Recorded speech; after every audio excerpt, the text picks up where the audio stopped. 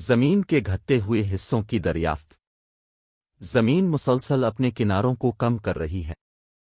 Australia کے قریب ایک براعظم کے غائب ہونے کے بارے میں جیولوجیکل سوسائٹی آف امریکہ کی جانب سے یہ نیا ثبوت ہے، جس کا مطلب ہے کہ زمین کی سطح اس حصے کی مقدار سے کم ہو گئی ہے جو سیلاب میں آیا تھا۔ سیٹلائٹ کے ذریعے سیارے کے طویل مطالعے کے بعد معلوم ہوا کہ زمین کی تہہ زمینی پلیٹوں کے ایک گروپ پر مشتمل ہے۔ یہ پینل مسلسل حرکت میں ہے۔ ان پلیٹوں کے کناروں کو آب و ہوا کے عوامل اور سمندری لہروں کے عوامل رفتار اور سیلاب مسلسل زمین کو کم کر رہے ہیں۔ فضا کا ایک چھوٹا سا حصہ مسلسل زمین سے باہر نکل رہا ہے، لیکن ہم اسے بمشکل محسوس کرتے ہیں، لیکن درست پیمائش اس کمی کو ظاہر کرتی ہے۔ براعظموں کے کناروں میں بھی ان کے نیچے پانی آنے سے کمی واقع ہوتی ہے، اور یہ بات سائنسدانوں نے کچھ عرصہ قبل ظاہر کی تھی۔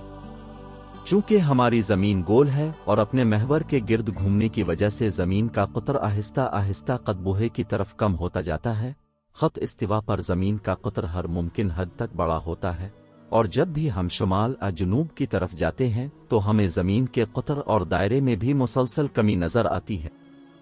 حالیہ دریافتوں میں سے ایک براعظم آسٹریلیا کے 3/4 حصے پر محیط ایک نئے براعظم کی دریافت ہے جسے انہوں نے زیلینڈیا کہا تھا، لیکن یہ لاکھوں سال پہلے سمندر میں ڈوب گیا تھا اور نیوزی لینڈ سمیت صرف 2 جزیرے باقی رہ گئے تھے۔ یہ براعظم کروڑوں سال پہلے وجود میں آیا تھا اور 4.5 ملین کلومیٹر کے علاقے پر محیط ہے۔